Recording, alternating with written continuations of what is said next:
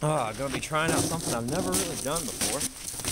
I'm going to be shooting a Walther PPQ with, currently unloaded, just take my word for that, hook up a suppressor on my PPQ Navy M2. Now I've shot it suppressed, but I've never shot it suppressed into snow, with gloves on at least. I've never shot anything with gloves.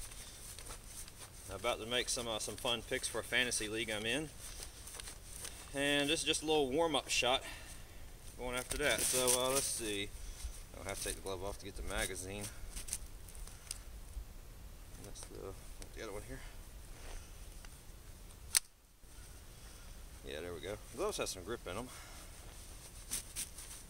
You might be able to load this sucker with the gloves on. Yeah, I can. Hey. Now I've got to fish my glove finger into the, let's see how this works out. A little low. And had a little failure to return the battery down.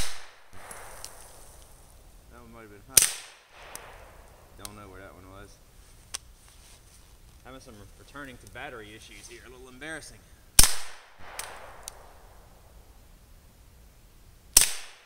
Wanted to move in closer, I'm shooting high.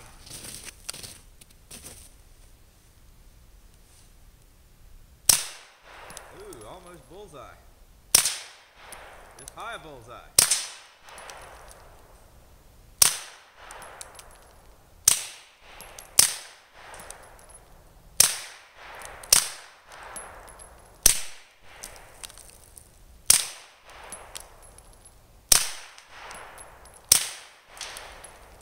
Alright.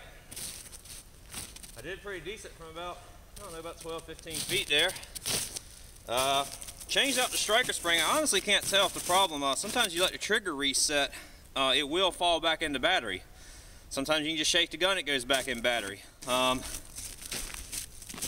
changed out the striker spring, may need a new recoil spring too after seeing that. I'm going to stop the video now, shoot one for my car for him.